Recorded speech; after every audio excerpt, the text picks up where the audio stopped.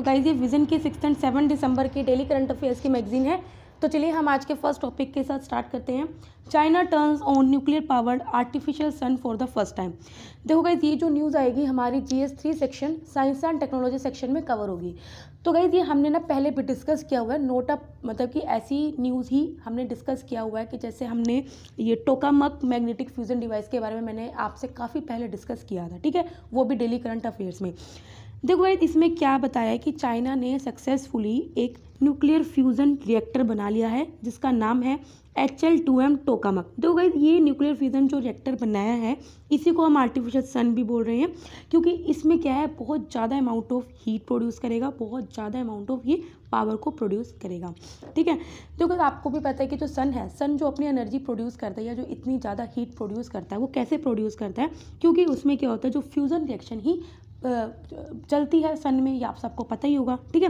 जो टोकामक है वो भी एक तरह का हमने मैग्नेटिक फ्यूजन डिवाइस है, इसको भी हमने इस तरह से डिज़ाइन किया है कि उसके अंदर फ्यूज़न रिएक्शन क्या हो सके, फिजिबल हो सके। इससे क्या होएगा जब फ्यूज़न रिएक्शन उसमें होगी टोकामक मैग्नेटिक फ्यूजन डिवाइस में, तो वो उसी तरह से पावर जनरेट करेगा जिस टाइप से सन और स्टार्स में पावर जनरेट होती है, ठीक है। तो टोकामक एक मैग्नेटिक फ्यूजन डिवाइस है जिसमें क्या होएगा फ्यूजन एनर्जी, फ्यूजन जो रिएक्शन होगी वो फिजिबल होगी।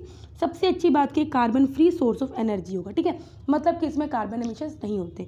देखो गाइस दो तरह की रिएक्शंस होती है, एक न्यूक्लियर फ्यूजन होती है, एक न्यूक्लियर फ्यूजन होती है। आप सबको पता होगा, काफ़ी बार पढ़ चुके हैं। न्यूक्लियर फ्यूजन में क्या होता है जो दो कंपाउंड्स होते हैं वो मिलके एक बहुत ज़्यादा अमाउंट ऑफ हीट जो प्रोड्यूस करता है वैसा हैवियर मॉलिक्यूल बनाते हैं, ठीक है। न्यूक्लियर फ्यूजन एक प्रोसेस होती है जिसमें दो या ज़्यादा लाइट एटॉमिक न्यूक्लियस जो होते हैं वो मिलके एक हैवियर न्यूक्लियस क्या करते हैं, प्रोड्यूस करते हैं, जो बहुत ज़्यादा अमाउंट ऑफ एनर्जी क्या करता है, रिलीज करता है, ठीक है। और यही जो एनर्जी होती है ना, यही सन की एनर्जी का सोर्स होती है, ठीक है। तो गाइस मैं आपसे बार बार बोल रही हूँ कि जो सन में जो सब होता है, सन में जो न्यूक्लियर फ्यूजन की रिएक्शन होता है वही सेम प्रिंसिपल पे हमने क्या किया है, ये जो टोकामक मैग्नेटिक फ्यूजन डिवाइस है या जो न्यूक्लियर रिएक्टर बनाया है तभी हम इसको आर्टिफिशियल सन बोल रहे हैं, ठीक है। ये क्या करेगा जो टोकामक है ये पावरफुल मैग्नेटिक फील्ड को यूज़ करेगा ताकि वो क्या कर सके, प्लाज्मा को क्या कर सके, हॉट कर सके, गर्म कर सके। अब प्लाज्मा को गर्म करके क्या करेंगे, उसका टेम्परेचर हम इतना ज़्यादा रीच हो जाएगा। अब आप देखो उसका टेम्परेचर कितना ज़्यादा हो जाएगा, near about 150 million degree Celsius हो जाएगा, जो कि अप्रॉक्सीमेटली जो सन का कोर होता है उससे 10 गुना ज़्यादा होगा। मतलब आप देख सकते हो कि सन से भी ज़्यादा एनर्जी प्रोड्यूस कर सकता है, ठीक है। अब एडवांटेजेस क्या होंगे इस फ्यूज़न के, देखो सबसे पहले क्या है, एब्यूंडेंट एनर्जी रिलीज करेगा, फ्यूल्स वाइडली अवेलेबल होंगे, ठीक है, इनएग्जॉस्टिबल होगा ऑफ कोर्स, ठीक है, हार्मफुल गैसेस को एमिट नहीं करेगा जैसे ग्रीन हाउस गैस एमिशंस हो गया, कार्बन डाइऑक्साइड हो गया, और ना ही कोई रेडियो एक्टिव वेस्ट है उनको भी प्रोड्यूस नहीं करेगा। अभी चाइना प्लान कर रही है कि वो जो उसने अपना प्रोजेक्ट बनाया है इसको कोलैबोरेट करे किसके साथ, इंटरनेशनल थर्मोन्यूक्लियर एक्सपेरिमेंटल रिएक्टर के साथ। देखो ये भी क्या है, इसके अंदर कुछ मेंबर्स इंक्लूड हैं China, European union, India, Japan, south Korea, Russia और USA, ठीक है। जो इसमें आपको ध्यान रखने वाली ये बात है कि इसके अंदर इंडिया इसका मेंबर है, ठीक है। तो चाइना यही सोच रहा है कि अपना जो न्यूक्लियर जो उसने फ्यूजन रिएक्टर बनाया है इसको कोलैबोरेट करके किसके साथ, ITER के साथ, ठीक है। सो गाइस आई होप आपको समझ में आया होगा। नेक्स्ट न्यूज़ पढ़ते हैं। अभी क्या जो wild life institute of India है उसके जो एक्सपर्ट्स हैं उन्होंने एवेल्यूएट किया है कि अफ्रीकन चीता को हम मध्य प्रदेश में कौन सी साइट्स उनके लिए सही रहेगी ताकि हम उनको वहाँ पे रीइंट्रोड्यूस कर सकें। तो गाइस ये जो न्यूज़ है हमारी GS3 एनवायरनमेंट सेक्शन में कवर होगी। अभी एक्सपर्ट्स देख रहे हैं कि हम इन अफ्रीकन चीता के लिए बेस्ट हैबिटेट कौन सा होगा। अब वो क्या क्या पैरामीटर्स देख रहे हैं कि प्रे होगा वहाँ पे, ठीक है, सेफ्टी, टोपोग्राफी, ये सब होना चाहिए। चीता को इंडिया में 1952 में एक्सटिंक्ट डिक्लेयर कर दिया गया। देखो इंडिया में एक्सटिंक्ट डिक्लेयर किया हुआ है, नॉट ग्लोबली, ठीक है, ये आपको पता होना चाहिए। शॉर्ट लिस्टेड जो साइट्स करी हैं वो हैं, ये सब मध्य प्रदेश ही हैं, Kunopalpur sanctuary, Nauradehi, Gandhi Sagar sanctuary and Madhav national park. IUCN status आपको पता होना चाहिए। देखो गाइस एक अफ्रीकन चीता होता है, एक एशियाटिक चीता होता है। अफ्रीकन चीता का जो स्टेटस है वो वल्नरेबल है, एशियाटिक चीता का क्रिटिकली एंडेंजर। एशियाटिक चीता ज़्यादा स्ट्रॉन्गर होता है, फास्टर होता है as compare to African cheetah.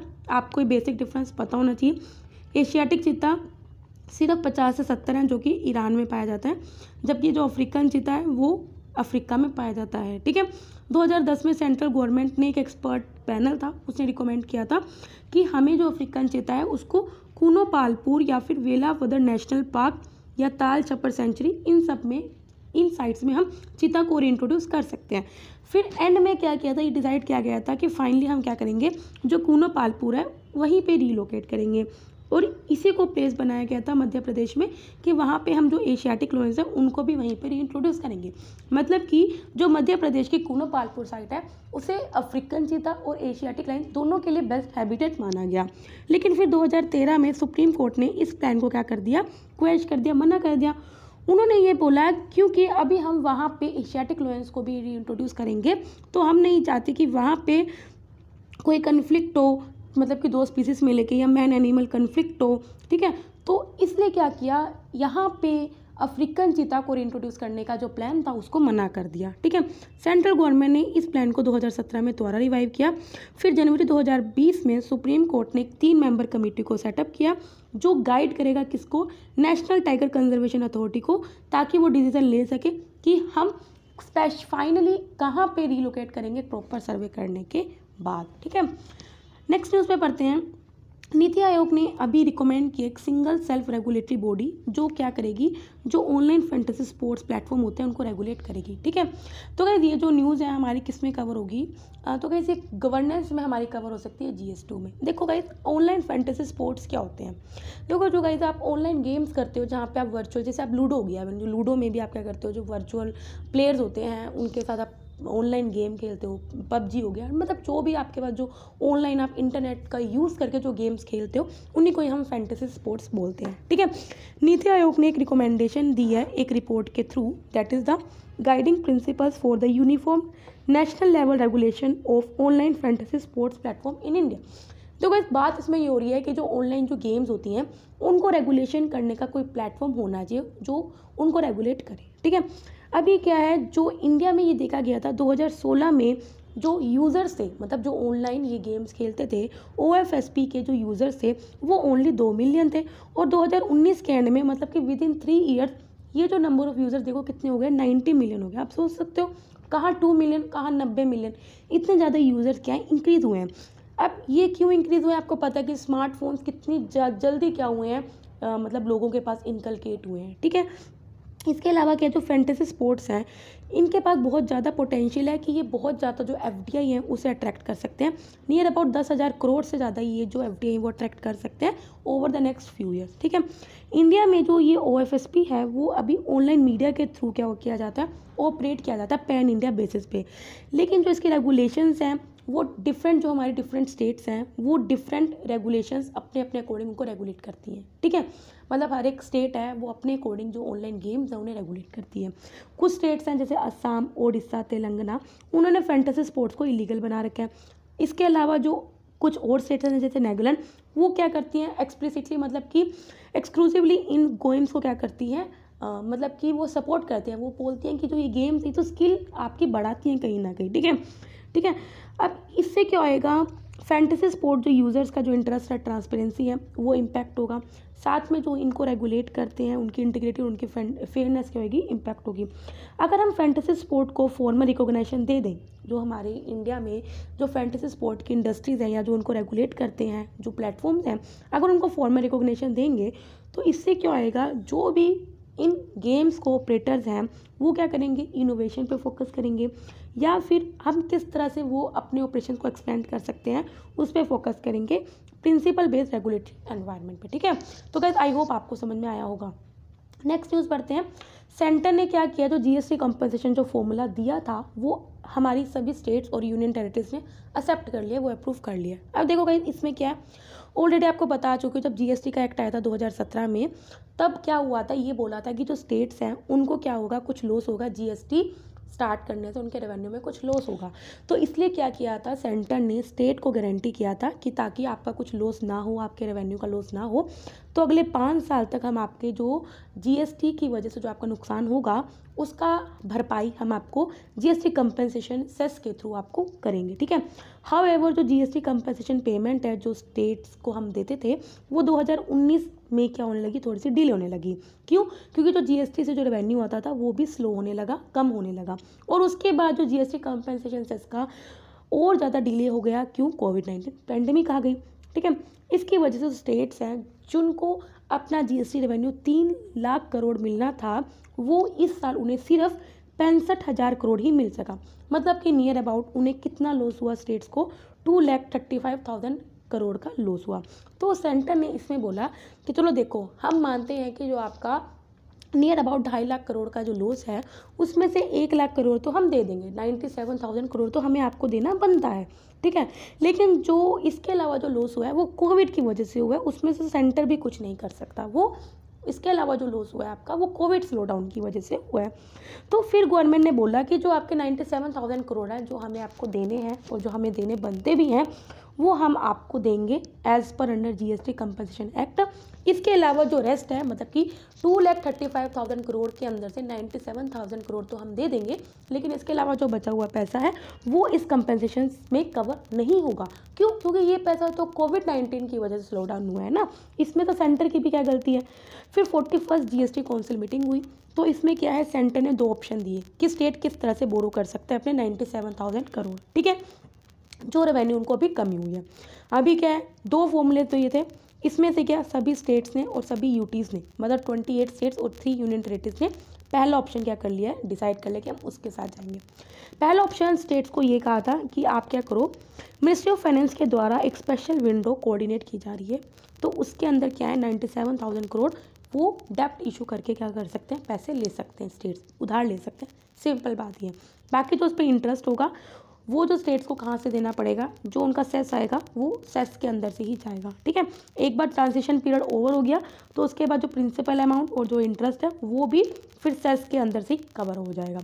इसके अलावा ऑप्शन 2 ये दिया था कि स्टेट्स को ये बोला था कि आप पूरा का पूरा जो 2,35,00,000 करोड़ है वो आप कहाँ से ले लो, मार्केट डेप्ट इशू करके ले लो।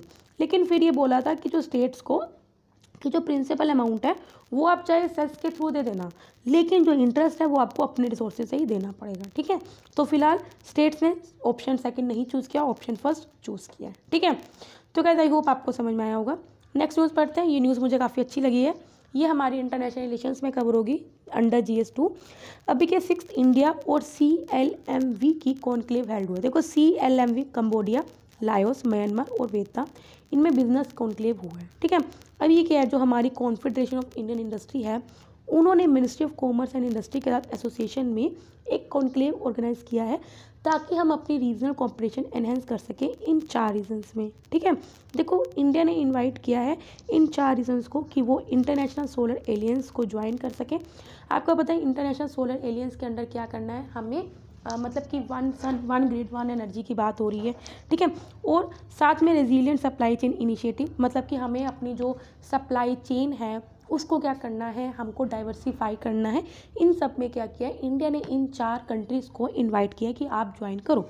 अब इंडिया के लिए ये जो 4 कंट्रीज़ है कंबोडिया, लाओस, म्यांमार, वियतनाम, वो क्या सिग्निफिकेंस रखती है।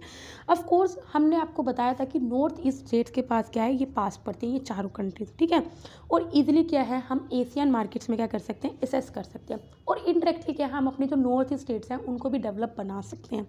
सेकेंड क्या है, CLMV कंट्रीज़ में काफ़ी आर्कोलॉजिकल साइट्स हैं जो हमने डिस्कवर किए हैं, जिससे ये पता चलता है कहीं ना कहीं इंडिया का और इन 4 कंट्रीज़ का जो कल्चरल और हिस्टोरिकल जो कनेक्शन है वो भी कहीं ना कहीं रहा है। इसके अलावा क्या है, जो CLMV कंट्रीज़ हैं इनमें जो इकोनॉमिक ग्रोथ है वो हाई है।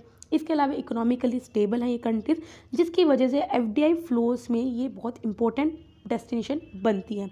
इसके अलावा क्या है, चीप लेबर है, ओपन ट्रेड और जो FDI पॉलिसी रिजाइम्स हैं वो भी यहाँ प्रेजेंट है, जिसकी वजह से इंडिया के लिए काफ़ी अपॉर्चुनिटी है, ठीक है। अब कोऑपरेशन को प्रमोट करने के लिए क्या इनिशिएटिव लिए गए हैं, देखो सबसे पहले एक बिजनेस कॉन्क्लेव और मिको गंगा कोऑपरेशन इनिशिएटिव स्टार्ट किया है। मिको गंगा कोऑपरेशन आपको पता ही होगा, जबकि इसमें चाइना मेंबर नहीं है, जबकि मिकोंग जो रिवर है वो चाइना से क्रॉस होकर जाती है और इंडिया में क्रॉस करके नहीं जाती, लेकिन इंडिया फिर भी इसका पार्ट है। ट्राइलेटरल हाईवे और कालाधन multi modal transit transport project ताकि हम कनेक्टिविटी को इम्प्रूव कर सकें। गाइस मुझे ये बताना, Kaladan multi modal transit transport project के अंदर कौन कौन सी कंट्रीज़ कवर है, मैंने आपको पढ़ाया था। कमेंट सेक्शन में मुझे बताना। प्रोजेक्ट डेवलपमेंट फंड इंडिया के द्वारा किया जा रहा है ताकि हम क्या कर सकें, जो ताकि इंडिया का जो प्राइवेट सेक्टर है वो इन कंट्रीज़ में क्या कर सके, इन्वेस्ट कर सके। इसके अलावा इंडिया क्या कर रही है, कुछ हेरिटेज साइट जो इन 4 कंट्रीज़ में प्रेजेंट हैं उनको रिस्टोर कर रही है, प्रिजर्व कर रही है। जैसे कंबोडिया की ताप्रोम एंड प्रीविहार टेम्पल, ठीक है, लाओस में वात फो टेम्पल और वियतनाम में माइसोन टेम्पल, इसको रिस्टोर कर रही है, और म्यांमार का अनंदा टेम्पल, ठीक है। तो गाइस इन साइट्स कौन कौन सी कंट्री में ये आपको पता होना चाहिए। आगे बढ़ते हैं हम अपनी छोटी छोटी न्यूज़ में। आयुष एक्सपोर्ट प्रमोशन काउंसिल, देखो गाइस हम क्या चाह रहे हैं, नाम से पता चल रहा है कि आयुष के जो प्रोडक्ट्स हैं उनको हम ज़्यादा से ज़्यादा एक्सपोर्ट कर सकें, ठीक है। इसको जो प्रमोशन जो काउंसिल है इसको सेटअप किया गया है ministry of commerce and industry और साथ में मिनिस्ट्री ऑफ आयुष के द्वारा, ताकि हम जो आयुष के जो प्रोडक्ट्स हैं उन्हें बूस्ट कर सकें। दोनों मिनिस्ट्रीज काम कर रही हैं ताकि हम आयुष के प्रोडक्ट्स को ज़्यादा से ज़्यादा एक्सपोर्ट कर सकें। और वो हम कैसे करेंगे, ताकि हम उनके जो हार्मोनाइज सिस्टम कोड्स होते हैं उनको स्टैंडर्डाइज कर सकें ताकि वो ग्लोबल ट्रेड में यूज़ कर सकें।